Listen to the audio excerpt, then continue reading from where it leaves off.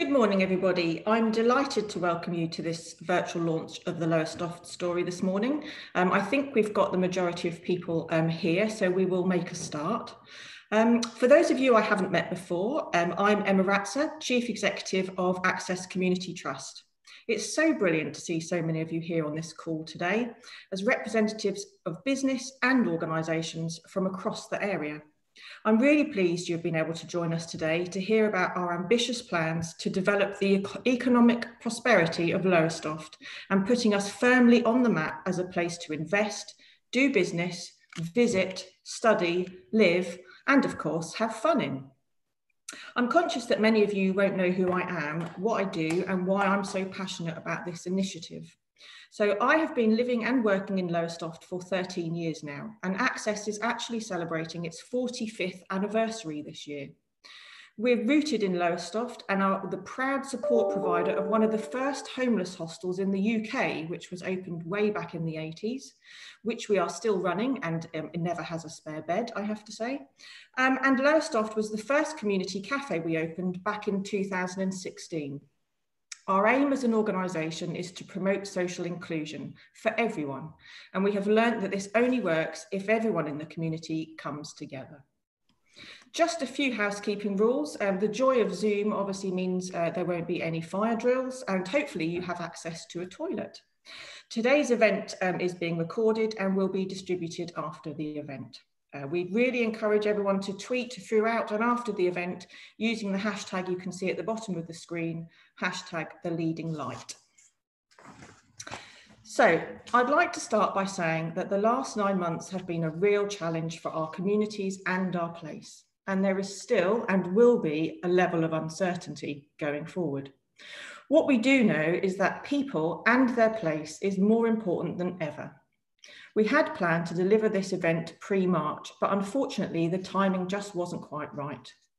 I know we are all getting used to the Zoom and Teams world that we operate in, but like me, looking forward to a time where we can be together again. So why are we here today? Well, because we have a shared interest and passion for Lowestoft, a desire for it to be a successful place for the benefit of everyone, and together want to make Lowestoft even better and even better known. And we have an incredibly strong story to tell. What we have to do is to get our voice heard above the noise of places regionally, nationally, and internationally. We need a simple story explaining what we're all about and why we're trying to achieve this as a place. We need to work together to demonstrate a shared sense of ambition. What we do know is that in order to respond to the shock coronavirus has given our economy, we need to hang on to the jobs we have and create new ones, especially for young people. And to have any chance of achieving that, we need a stronger, more compelling and competitive proposition for what our area has to offer, especially to businesses and investors. In Lowestoft, we have many plans, interventions and projects underway, such as the new crossing, the Gullwing Bridge, the Heritage Action Zones, our cultural strategy and town investment plan that we'll tell you more about later. However, we felt there was a missing piece to the jigsaw, something that joined it all together. We were missing a forward-looking shared view of what Lowestoft could become. In essence, the Lowestoft story. Some of you may recall being invited to have your say to help shape the Lowestoft story via one-to-one conversations, focus groups, workshop and online surveys. What you will hear today is the result of this engagement activity and what this means for Lowestoft going forward. The story will help give us focus, ensure we play to our strengths and that we grasp the opportunities that are in front of us. But its real strength will come from each and every one of us playing our part in bringing it to life, so that the rest of the world starts to see and hear a confident and consistent message about what Lowestoft makes Lowestoft special, regardless of which one of our organisations is speaking.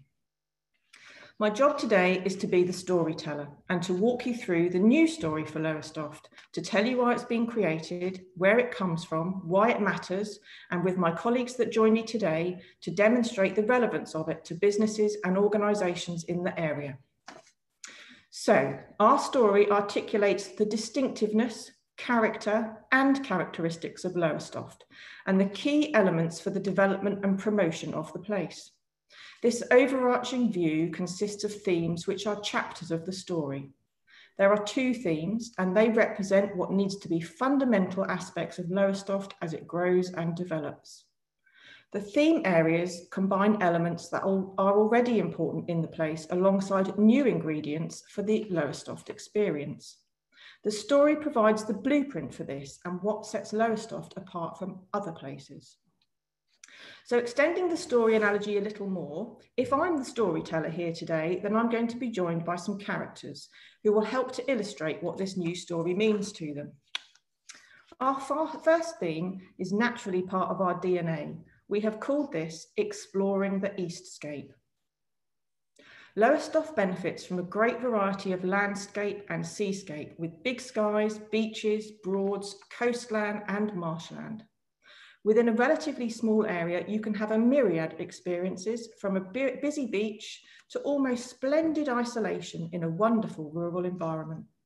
There is space to enjoy for all the family, whatever their ages, allowing a chance to breathe, discover, and explore even more. We celebrate being the most easterly point in the UK where the sun rises first. This allows us to be morning people, up with the sun, and encourages us to experience a healthier lifestyle of walking, cycling, and being active. And we want to share our easterly experience with the new concept multi-arts event First Light Festival, which will take place on the South Beach during the summer solstice, including music, dance, science, well-being, and sports. Whilst Lowestoft might be best known for classic seaside fun and activity linked to the beach, it has the benefit of being right on the Norfolk and Suffolk Broads with the different experiences this provides. An abundance of outdoor opportunities for all ages. Boating, water sports, bird watching, and learning about nature and wildlife are all on offer in a unique environment, while there are actually more waterways than Venice and Amsterdam.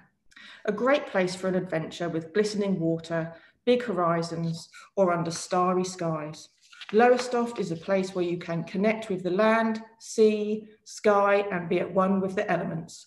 To talk about their perspective of this part of the story and why it's so important, I'm delighted to welcome Michael Strand, Community Fundraising Manager at Suffolk Wildlife Trust. Thank you very much indeed, Emma, for that fantastic introduction, I think, which encapsulates the rich diversity of places available to explore in and around Lowestoft. I'm Michael, as Emma said. I'm from Suffolk Wildlife Trust, and I grew up in the Waveney Valley, visiting Lowestoft primarily during the summer months of my childhood.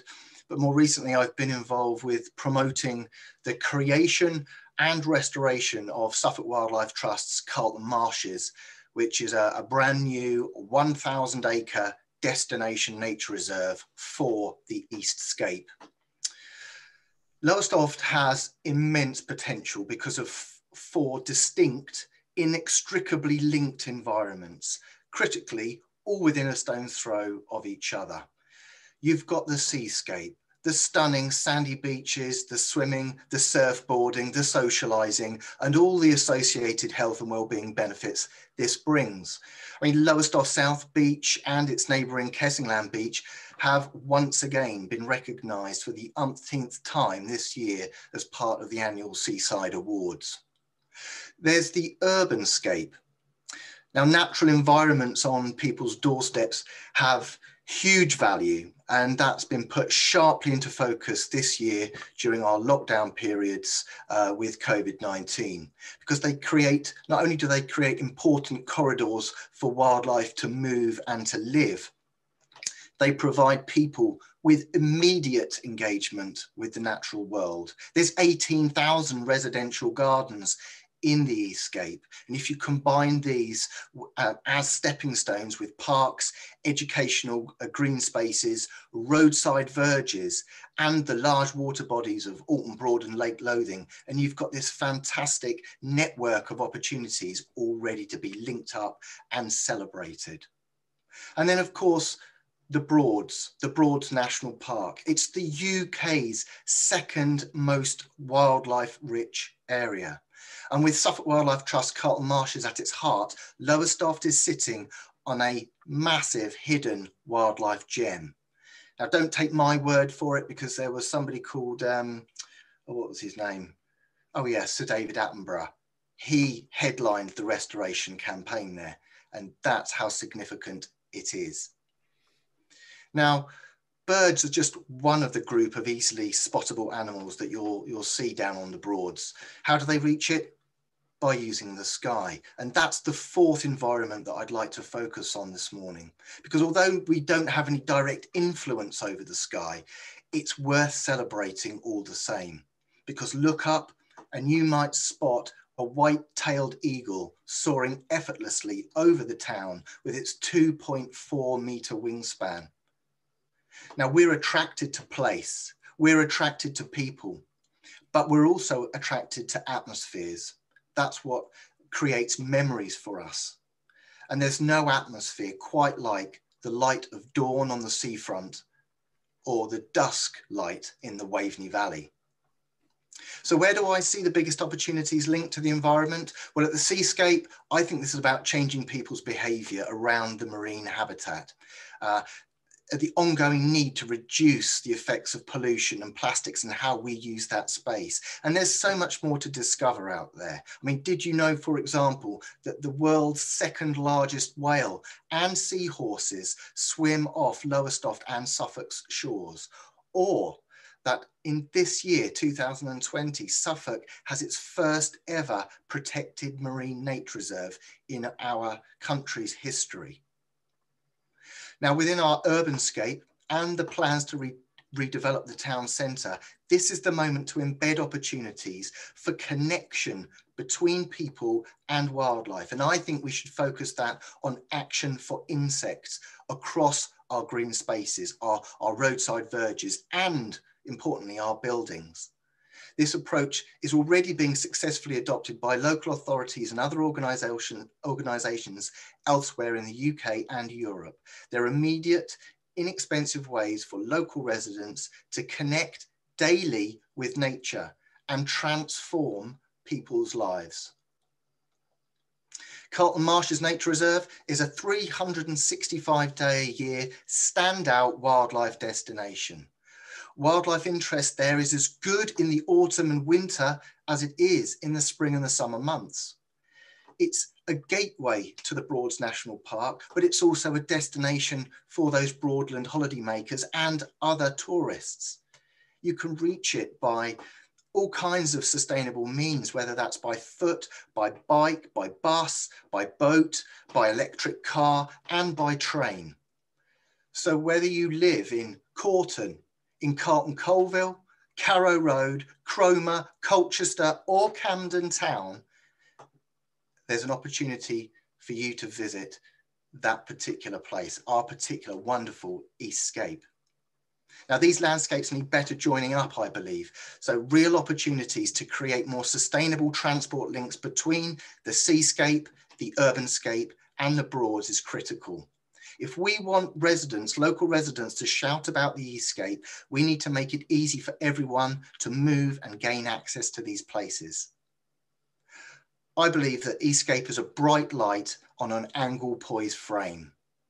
Collectively, we have the choice to lift up its head and broadcast that bright light 360 degrees. Thank you very much for listening.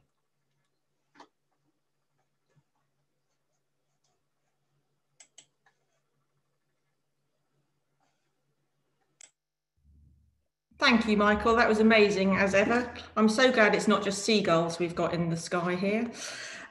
So moving swiftly on to our second theme, which links quite nicely and is another one of our absolutely central parts of sense of place.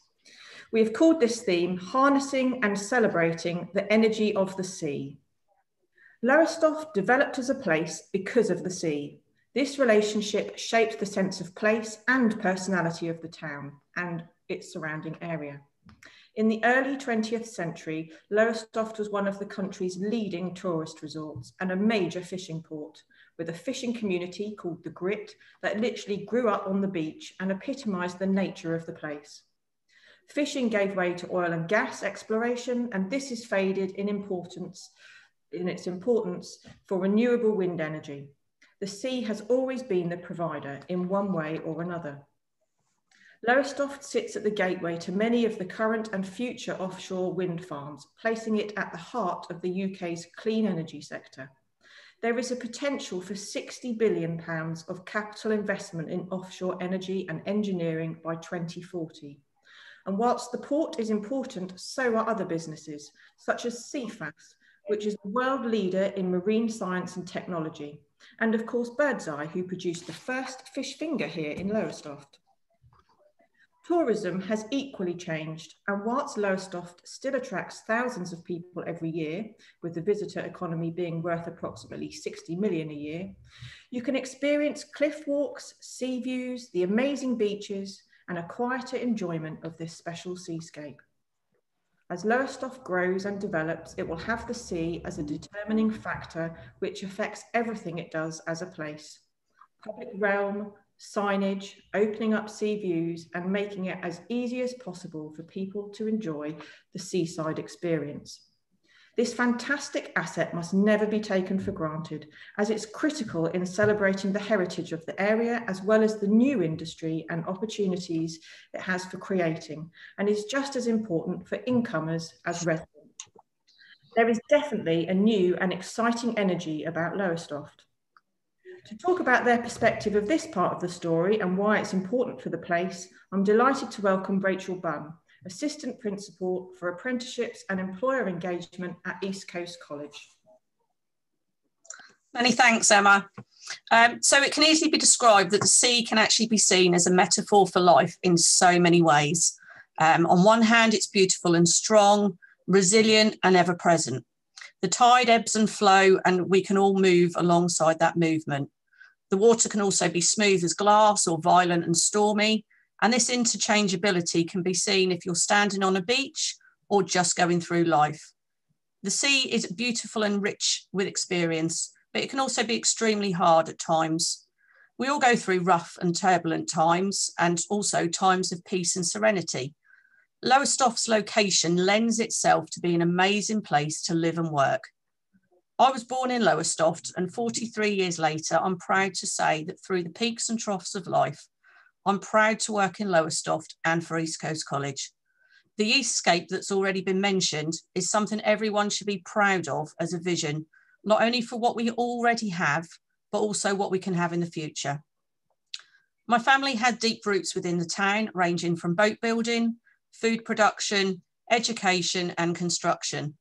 Lowestoft is a town that has seen dramatic changes over time, but we should also never forget its history and what makes it special. The sea is a resource that has many benefits, such as well-being, employment, environmental diversity, and the centre of many stories. The ocean washes away our tears, our sorrows and our pain, but it's also a place to take refuge, to rinse off the daily life and relax. It is the workplace and office of many. It is seen as complex, deep, but also underneath can flow a strong rip current. The sea can indeed reflect the journey that everyone has been through in the last 6 months, but at the same time, it shows us that we can be resilient, as well as the importance of coming together. In the world of education and the analogy of a rough and choppy sea, we can see educational policy, funding, and the importance to treat every little fish in the sea as individuals with support, nurturing, and support to develop. Employers in key sectors are also part of this ocean in which together we become one large sustainable ecosystem. At East Coast College, we are passionate about the development of skills and opportunities, not only for young people, but the community as a whole.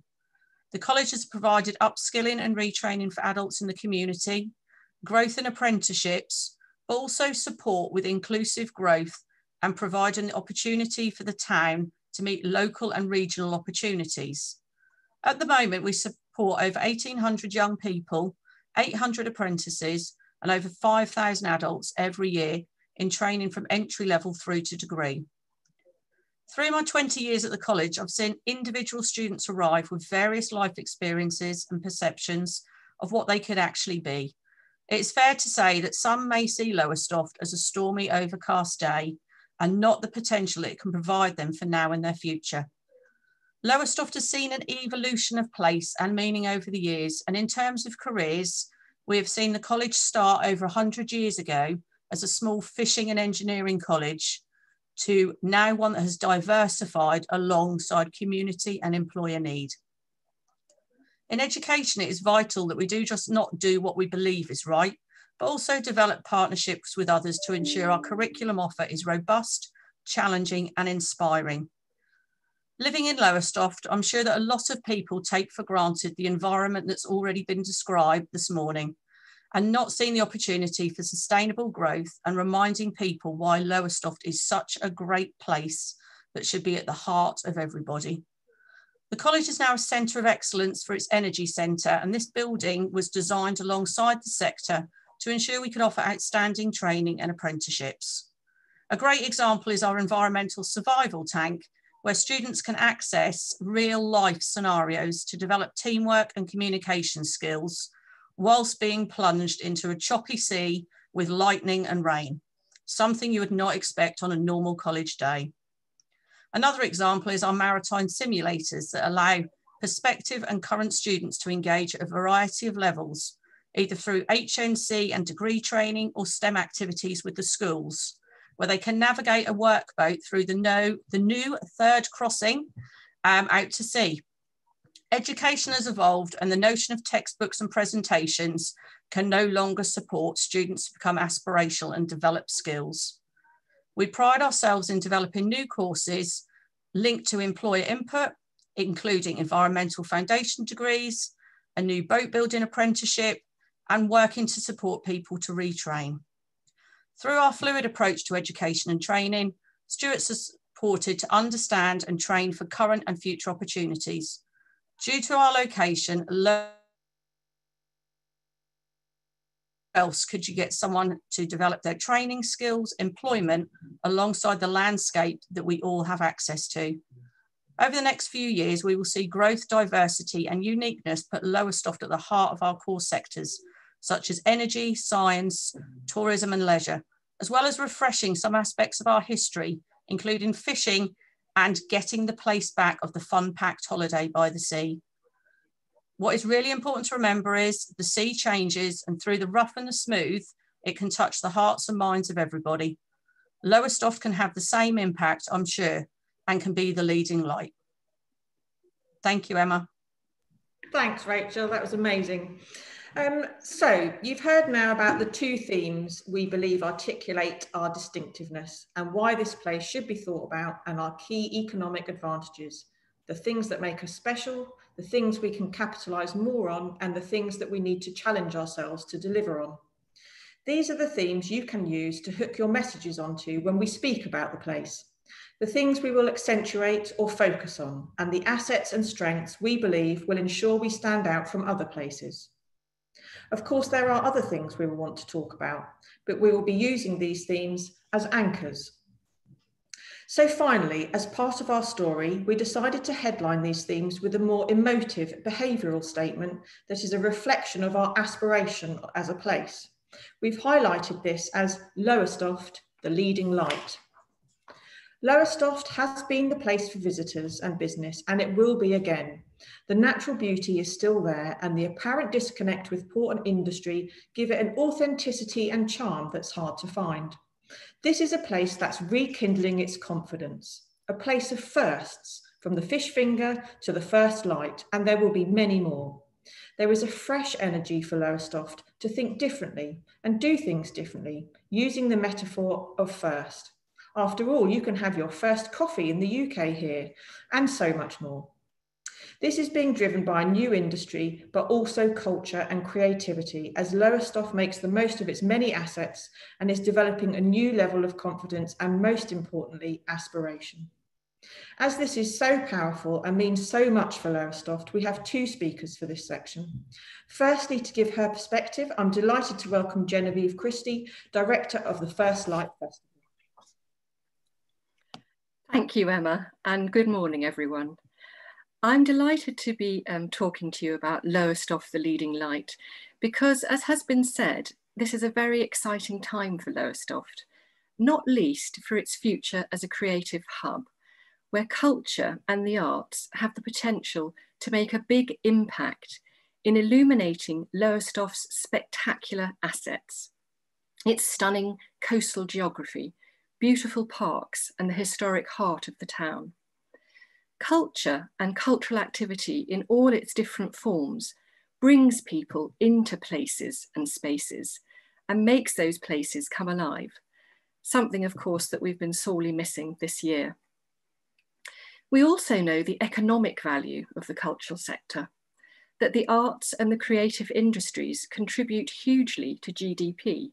And this is the case with the local Lowestoft economy, where currently the sector contributes £31 million a year, and that's an amount that has the potential to grow and grow. My partners and I conceived the idea for First Light Festival really to wake people up to what Lowestoft has to offer. We could see what a wonderful town this is, blessed with all those natural assets and also with creative, original thinking people. And we were confident that culture could make the same impact that has been so positive in other towns and cities.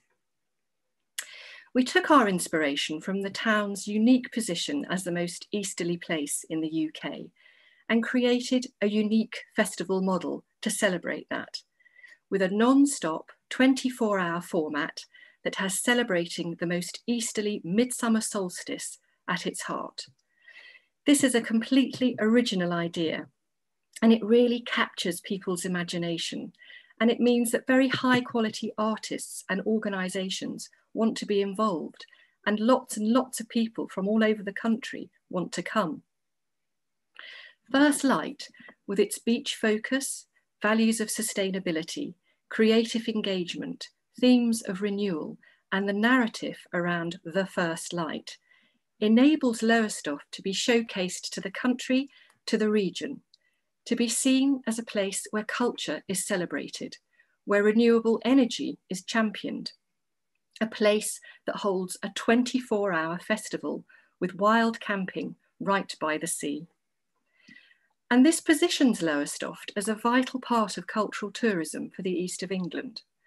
For the first time ever, next year, all of the 16 destination marketing organisations in Norfolk and Suffolk are coming together in a national campaign called Unexplored England, Norfolk and Suffolk.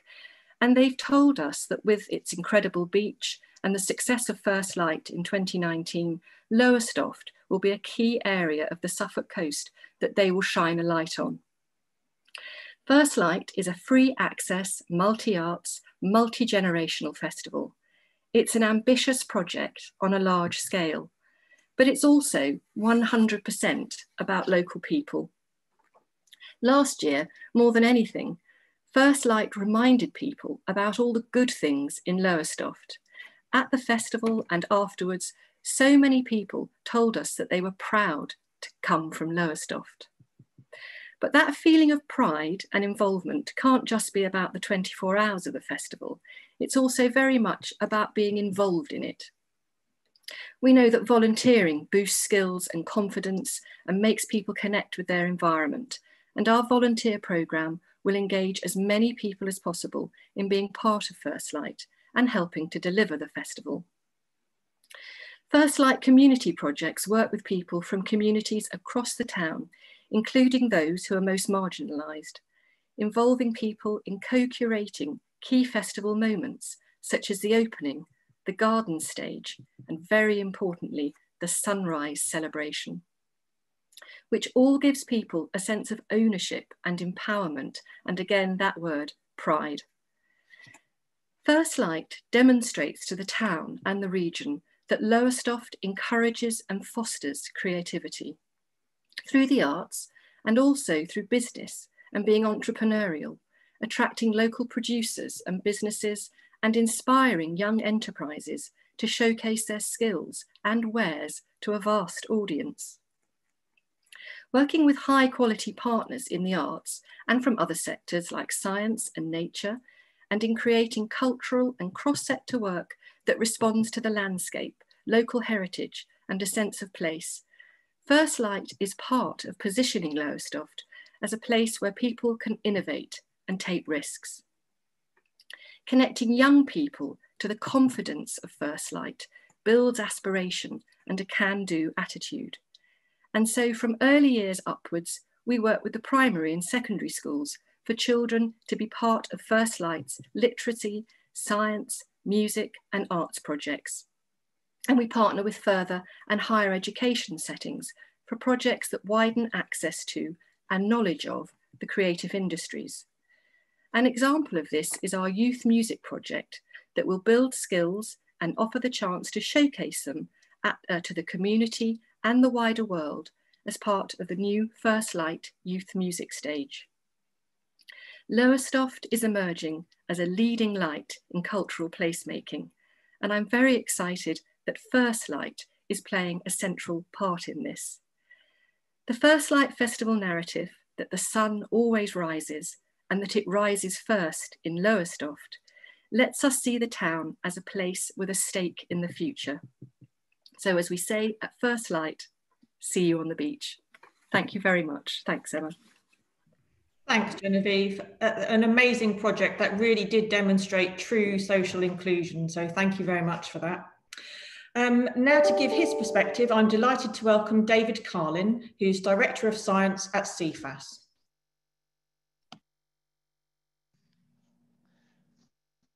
Thank you, Emma, and thank you for the opportunity to speak today. I'm David CARLIN, and although I wasn't born in Lowestoft, I'm very proud to have a 20-year connection with the town. CEFAS was born in Lowestoft in 1902. We were born here because of the sea, because of the fishing industry, and we've led the world for over 100 years in a whole range of marine science activities.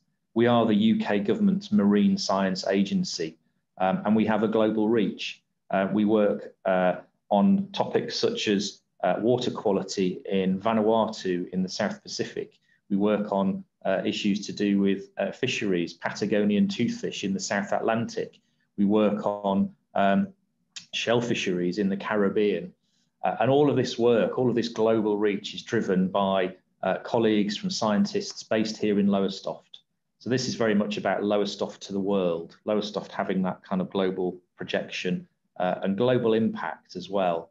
And that's really driven by the innovation, that sort of outward look that others have described this morning, that really comes from our root here in Lowestoft. We're really proud to be connected with the town on a whole range of different areas. Our partnership with the First Light Festival, providing much of the sort of science input to the festival and using that as a platform really to try and engage and inspire the next generation of marine scientists, hopefully from Lowestoft. We're really proud to engage with the renewable energy industry, looking at how renewable developments can be created in a sustainable way. We're really proud of our historic connections with the fishing industry, the reason we exist, really to understand the impacts of fishing on the marine environment and how that can be managed in a sustainable way. And we're really proud of our connections with East Coast College and the wider educational sectors within Lowestoft and the region. Our relationship with University of East Anglia, our relationship with University of Suffolk, and how we can bring all those together through apprenticeships, through PhD sponsorship programs, through industry placement programs, which CEFAS actively engage in. What a fantastic asset Lowestoft is to our aspirations, not just for UK-based marine science, but international marine science. And international marine science is increasingly important as we move into a post-COVID world. We look at the recovery of economies, not just in the UK, but globally, and we use our oceans as a key means to really drive forward that economic recovery. And marine science driven by Lowestoft-based organisations like CEFAS, but Lowestoft homegrown talent is going to be absolutely critical in helping to make that massive impact that the marine environment can provide in terms of our green recovery on a global scale. So we're really proud to be part of the narrative, the story of Lowestoft. You know, we do recognise Lowestoft as an absolute leading light, not just in terms of creative industries and the more traditional industries, but in terms of science as well. The fact that CEFAS has been here for over 100 years has enabled us to really project Lowestoft as a world leader in marine science. And I'm really excited to be leading a programme at the moment which looks at how we might take that one step further, potentially creating more of an academic focus in the town itself, creating and growing our own pipeline of future marine scientists through study in Lowestoft, linking not just science, but industry, higher education, and all the wealth of other assets that the town has to offer as well. So it feels like Lowestoft is really growing. Lowestoft has a real buzz about it, and there's a huge amount of potential that we can really try to start to harness based on what a fantastic set of assets that we have here in the town. Global reach is really important, and I know sometimes it can be easy to forget the global impact that our town has. CEFAS is one example of that, but there are many, many other examples of where Lowestoft expertise, Lowestoft innovation, and Lowestoft creativity have really changed the world. And we should be really, really proud of that and recognise that still happens and that there's much more opportunity for even more of that to come in the future. The critical part here is connectivity and bringing all of those fantastic assets and skills that we have here in our town together to really make that global impact and make that difference. So thank you very much indeed. Thanks, David. That's really exciting to hear about some amazing pipeline of opportunities for our young people. So thank you very much for that. So now you've heard the themes that are our focal points, why they're relevant to different organisations, and a view of our ambition and aspiration, which is at the heart of this new sense of direction. I hope you're as enthused as I am, but I guess there might be a few of you still left around the table wondering about, can we really make this work? Will it make a difference? And is it just going to be a flavour of the month? So to help answer those questions, I would like to invite Thinking Place, the place specialist organisation that has helped us in creating our new story and brand, to give us their perspective of where Lowestoft is at, what it can achieve, some examples of success from other places, and most importantly, your role in all of this. So please welcome their founder, John Till. Thanks, Emma. Wonderful to be with you all today. What an exciting day for Lowestoft. Thinking Place for the last 14 years has been working with places across the UK to help them reimagine themselves through creating a new forward-looking story of place, created through the eyes of the stakeholders. And it's been a privilege to have this relationship with you guys. And without doubt, you are a special place with very special people. And what I want to do in this very quick slot is talk about what's happening with place at the moment, to touch on some exemplars and reflect on what's important for you. And the focus is really on place at the moment. And we heard yesterday from government, all sorts of initiatives, all focused on place.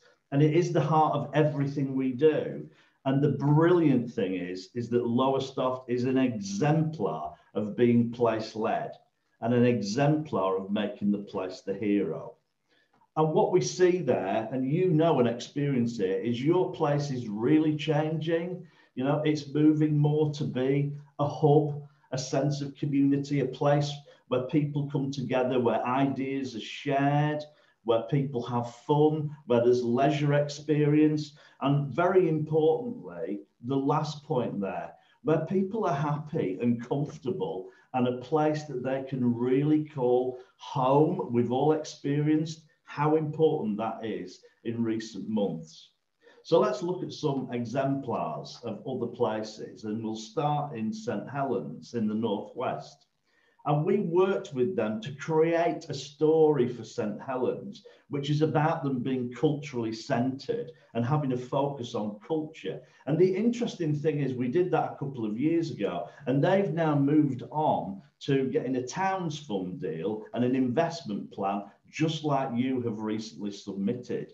And the powerful thing about this is their Towns Fund investment plan is contributing to delivering that story that was created 2 years ago. So different investments, different projects, different interventions, all building that story of place.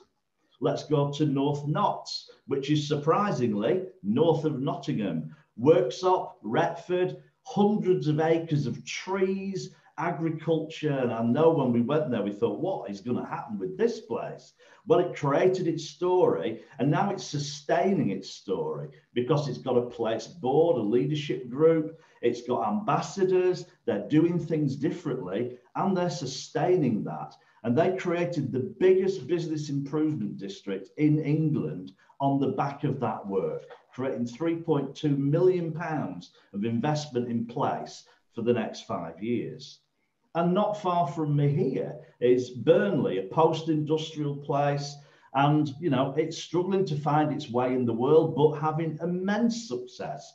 One of its big problems is it's quite near to Manchester, but a certain beaching took a little bit of rail line out, which meant that the journey to Manchester is about an hour and a half.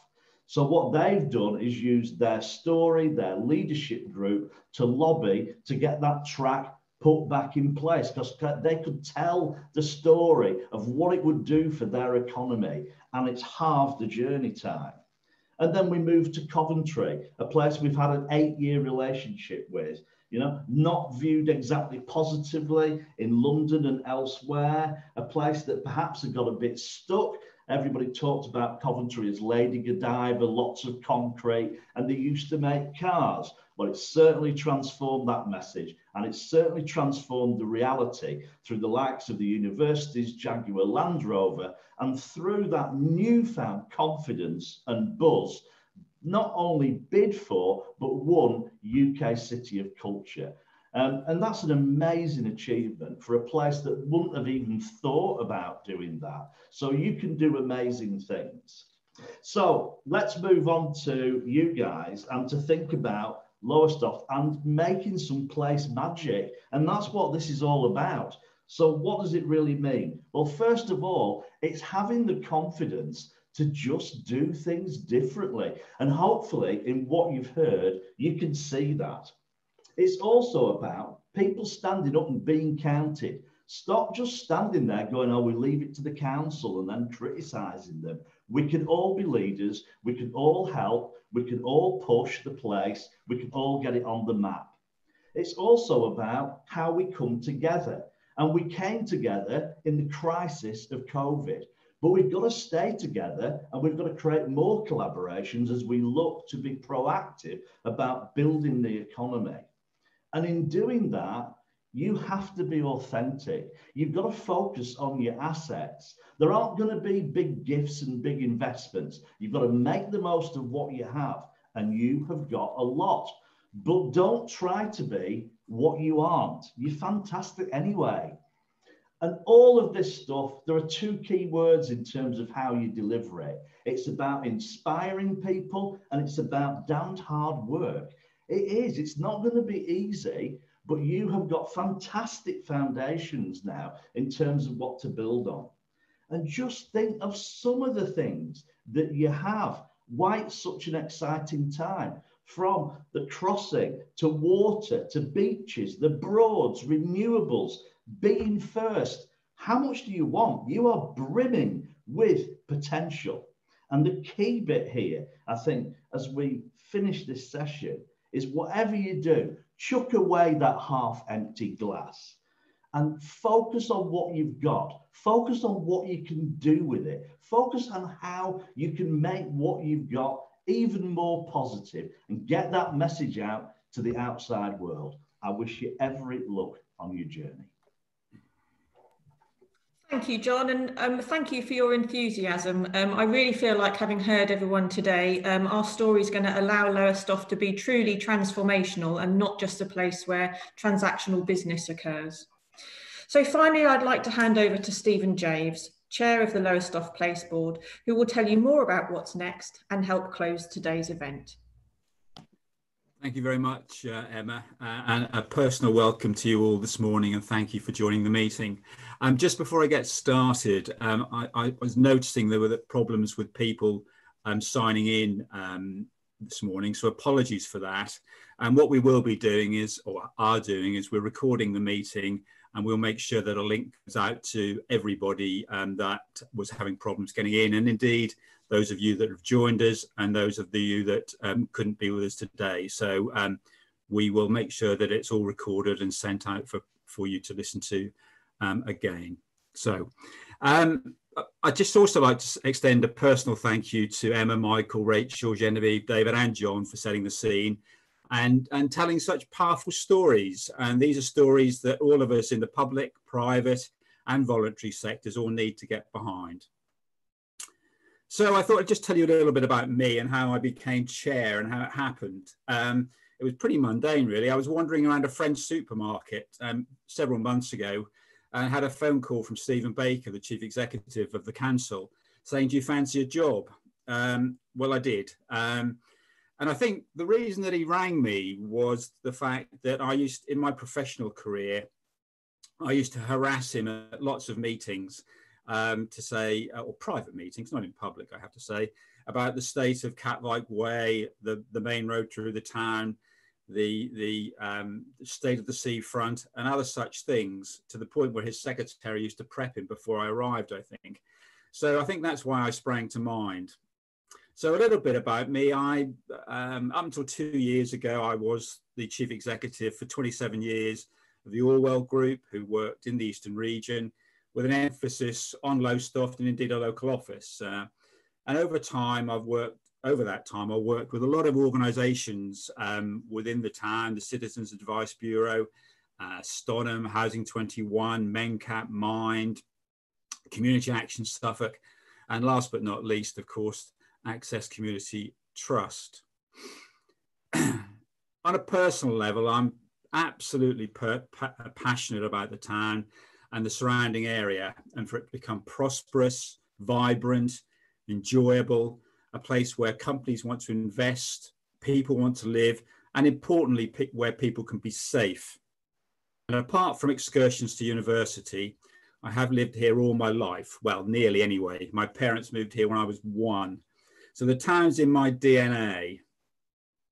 But we do have issues. We have deprivation. We have 8 neighbourhoods in the bottom 20% of indices around deprivation. That's 12,000 people. We have 87 retail outlets empty at the last count. We have unemployment. We have poor educational attainment compared to the rest of Suffolk. And like other ports, we only have 180-degree catchment, which is always an issue. We have an ageing population with inward migration, and also we're susceptible for flooding. I think, was it 2013? And I have personal experience of sitting in the Theatre Royal in Norwich watching a play and getting a phone call and having to leave my wife and friends and dashing back to Lowestoft to wade through water to get with one of my teams in Levington Court in Lowestoft, and the next day to start sweeping out and getting back to normal and seeing the devastation caused by the flooding and the silt and having to rehouse people. But it's also time for us to shine. We're embarking upon really exciting times for the town and the surrounding area. So moving on to the Places Board itself, this has been meeting monthly, now quarterly, in order to drive and endorse the Towns Fund and indeed the Town Centre Master Plan. And against that background, it's now time for everyone to play a role. It's time for us to talk about the potential, the positive aspects of the town. And it isn't someone else's problem, something I think that others have emphasised. Each and every one of us needs to play a role and encourage others to do so. Yes, the Town Investment Plan and the Town Centre Master Plan major heavily on infrastructure projects, and I will talk more about that. But we all need to have pride in the town, our place of work, our homes, and develop a real sense of place that says, look where I live. First impressions count, and it's important that we all look around our work and home environments and make them better. It's the little things that also help. So what do our plans say? Well, they're too big for me to go through in detail, but I will have cover some headlines for you later. And I encourage you to read them if you haven't. The plans change our thinking about how the town centre and Kirkley present themselves. A smaller retail centre, specialist shops, more residential to breathe life into the areas, particularly at night, more culture, and even better food and beverage offer, improved communication links, walking, cycling, bus, train, car. We already have seen Ness Park developed, which develops the old fishing village, the grip that Emma referred to, and the most easterly point. The pavilion is soon to be refurbished. We have the third crossing, the Gull Wing, which will hopefully be finished by 2023. And of course, the need for flood defences, that I've already alluded to. And again, work will be taking place there. We have some great assets. We have Scottish Power investment. We have our seafront vision, our beach, our links to the marshes, the countryside, enterprise zones, significant investment in CEFAS and a potential marine campus, the energy, the power park, and the excellent East Coast College. Sizewell Sea on our doorstep, and the potential of Lake Lothing for residential and commercial development, and also the potential of regrowing our fishing industry. All these things need to be brought together with drive, ambition, strong leadership, and us working together as a team that will talk to each other, encourage each other, and want each other to succeed. So I just want to give you an overview of the town investment plan. The investment plan itself was endorsed by the Places Board and submitted to government in October with an aspiration to attract 24.9 million of funding for infrastructure projects. These cover the town centre, and a little bit more of that in a moment. Improvements to the port gateway, a better infrastructure and better links to the power park, and a seafront vision, and will span the next 5 years. And as I've said already, supported by lots and lots of other huge initiatives in the town. The plan will be assessed by government over the next 2 months, and having been submitted in October, we're expecting a response in January. There's an assumption which we must have that we will be successful, and there will then be a 12-month working period to develop the business plans behind all of the projects. That said, Karen Staples and her team would continue their excellent work and maintain the momentum of working on key investment areas, so that all this, assuming all goes well, we will hit the ground running. The plan itself ensures that we have a clear vision and is consistently delivered. It is a vision that will focus our ambition over the next 10 years and align our work, importantly, not just locally, but regionally and nationally against key areas of climate, social well-being, health and well-being, and economical and technological backgrounds. The TIP will also link us to the Town Centre Master Plan, which outlines in more detail with a clear vision of how the town centre, as John has talked about, will be reimagined. And we recognise how technology and lifestyle have changed how we shop and spend our leisure time.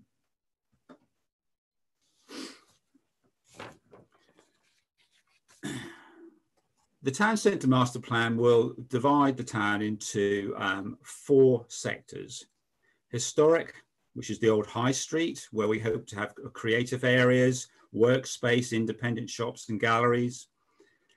An innovation area, which will link to the Power Park, which is the old London Road North, where we will see renewable work and research.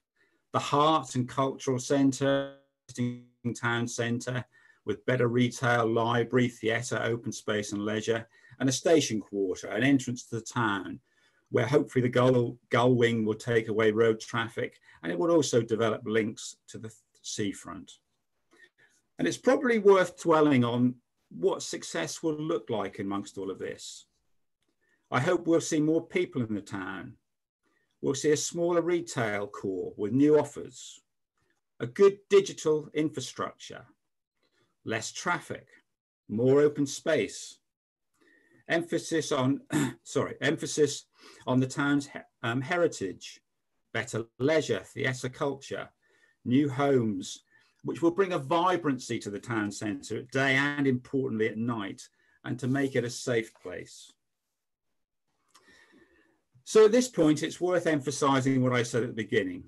This is not a council's project. It's a partnership with all of us in our workplace and in our private lives. We all have a role to play to get out, and a story to get out to our friends, our colleagues, potential visitors and investors. Instead of COVID, let's talk about Lowestoft.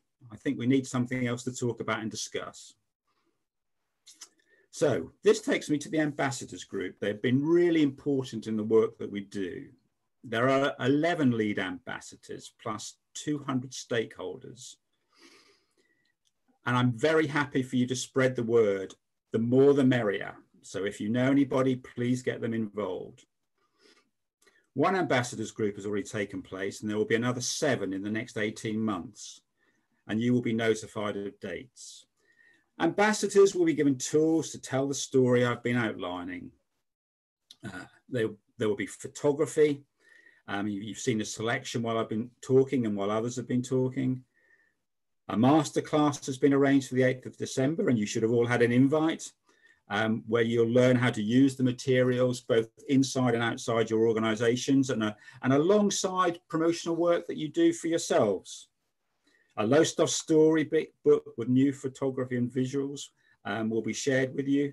And I want to say at this point, both for the work you have done and in anticipation, a huge thank you to you all for being involved.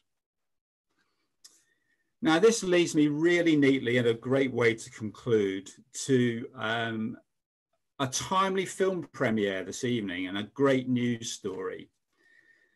Josh Fremantle has worked on this film for several months, and it premieres on YouTube tonight at 7:15. And I've got a couple of quotes from Josh, which I will read out.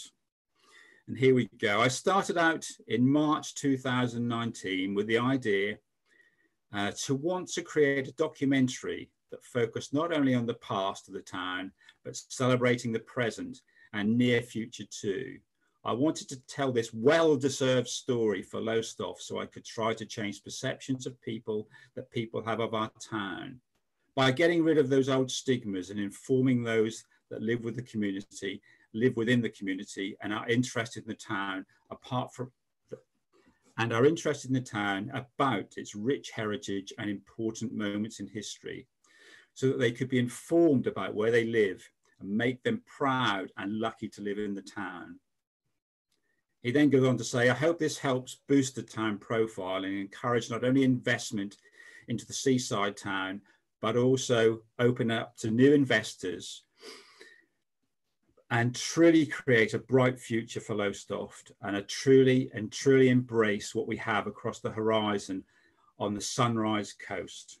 Well, for me, Josh, that's words from the heart and words that truly chime with me, and I hope all of you. We need to live this, work at it. It's a time for action and lots is happening. We need to talk about it, live it, and you need to do the same. And if you need more information, then the email address for you to contact the team is on the screen. In the interim or in the future, the Place Board will continue to coordinate resources and stakeholders, advise the local authority, oversee the delivery of the town investment plan, and coordinate a sense of place and the ambassador programme. So once again, for me, it's time to say a huge thank you for all of you that have been involved so far, to our speakers, to all of you for taking the trouble to be on the call, and all that remains for me to do is close the story for now, but it will go on and it will keep changing and I hope it will be a very vibrant and passionate story. Thank you for listening.